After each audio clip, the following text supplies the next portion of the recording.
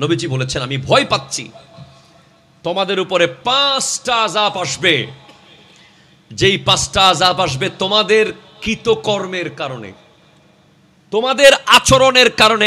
এক, যখন কোনো জাতি প্রকাশ্য অশ্লীলতা করে, বেহায়াপনা, কোন জাতি যখন প্রকাশ্য বেহায়া হয়ে যায়। আল হায়াউ শুবাতুম মিনাল ঈমান, লজ্জা হচ্ছে ঈমানের একটা অঙ্গ। লিকুল্লি দীনিন খুলুকুন ওয়া খুলুকুল ইসলামি আল হায়া, প্রত্যেক ধর্মের একটা স্বভাব আছে, আর ইসলামের স্বভাব হলো লজ্জা। প্রত্যেক ধর্মের একটা স্বভাবজাত আচরণ আছে, ইসলামের স্বভাবজাত আচরণ হলো লজ্জা। তার মানে কি, একজন মুসলমান মানেই লজ্জাশীল হবে। সে ঘরে, বাইরে, সমাজে, রাষ্ট্রে, অফিসে, ব্যবসা প্রতিষ্ঠানে, দোকানে, রোডে, গাড়িতে, সব জায়গায় তার মধ্যে একটা লজ্জার পর্দা থাকবে। যদি সেই পর্দা পাওয়া যায়, সে মুসলমান।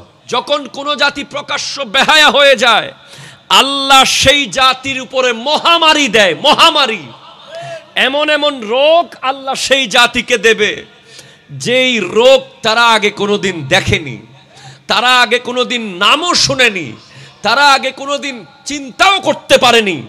এমন একটা রোগ আবার হতে পারে যদি কোনো জাতি প্রকাশ্য বেহায়া হয়ে যায়, কোন জাতির নারীরা যদি বেপরদা চলাফেরা করে, কোন জাতির দেবররা যদি ভাবির সাথে অন্যায় সম্পর্ক রাখে, দুলা ভাইরা যদি শালীর সাথে বেহায়া সম্পর্ক রাখে, কোন জাতির মধ্যে যদি পরকীয়া, কোন জাতির মধ্যে যদি স্বামী বিদেশ, স্ত্রী আরেকজনের সাথে সম্পর্ক, এই ধরনের আচরণ হয়ে যায়, তখন সেই জাতিকে আল্লাহ একটা শাস্তি দেবে।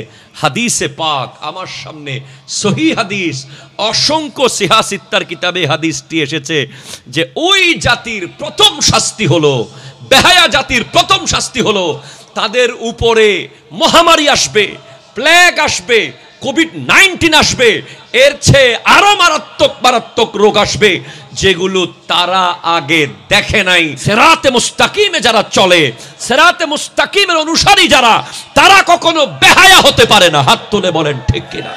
তো বুঝেন তো, দেখবেন খাবার নাই, খাবার নাই, খাবার সাপ্লাই বন্ধ হয়ে যাবে, মানুষ অনাহারে মরে যাবে, রাস্তা রাস্তায় মানুষ মরে পড়ে থাকবে যখন মানুষ ওজন ঠিক রাখবে না। 3, যখন কোনো কওম যাকাত দেয় না ঠিক মতো, নবীর সহিহ হাদিস আমি বলছি, যাকাত দেয় না, তখন তাদের উপরে বৃষ্টি বন্ধ হয়ে যায়। বৃষ্টি, হাদিসে এসেছে, যদি পশু পাখি না থাকতো, চতুষ্পদ জন্তু না থাকতো, তাহলে কখনোই যাকাত যারা আদায় করে না, ওদের এলাকায় কখনো বৃষ্টি পড়তো না।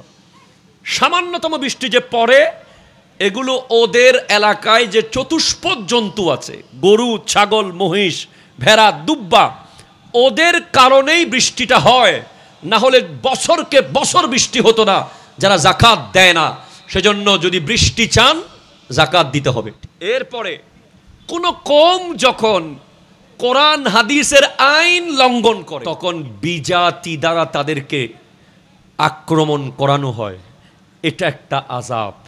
অর্থাৎ আপনি মুসলমান, আপনাকে আক্রমণ করবে আপনার ভিন্ন কেউ, যে আক্রমণ আপনি ট্যাকেল দিতে পারবেন না। আজকে আমাদের উপরে, যদিও আপনি বলতেছেন হুজুর আমাদের উপর তো কোনো আক্রমণ, আমাদের উপরে কেউ হয়তো গুলি মারতেছে না, বিজাতিরা, ইসলাম বিরোধীরা গুলি মারতেছে না, পরমাণু মারতেছে না, ওয়েপন মারছে না, মিসাইল মারছে না, কিন্তু তারা আমাদেরকে সাইবারে যে অস্ত্র দিয়ে দিয়েছে, মোবাইল গেমিং, অশ্লীল ভিডিও, নেগেটিভ নেগেট, ব্লু ফিল্ম, অশ্লীল সিনেমা, অশ্লীল নাটক, অশ্লীল গেম, ফেসবুকিং, ইউটিউবিং, এগুলো এক একটার মধ্যে এমন এমন ভয়ঙ্কর অস্ত্র আছে, যে অস্ত্র আপনার জীবনও নিতে পারে, ঈমানও নিতে পারে। ঠিক কিনা কথা বলে? আপনি খেয়াল করে দেখেন, এটা একটা বড় আযাব। আজকে সোশ্যাল মিডিয়া মুসলমানদের জন্য আযাব হয়ে গেছে। সোশ্যাল মিডিয়ার মাধ্যমে যে ভয়ঙ্কর ফিতনা ছড়ায়, যে গুজব ছড়ায়, যে বেহায়াপনা শিখে যুবকরা, এটা কি আযাব? কি আযাব না বলেন তো? আযাব।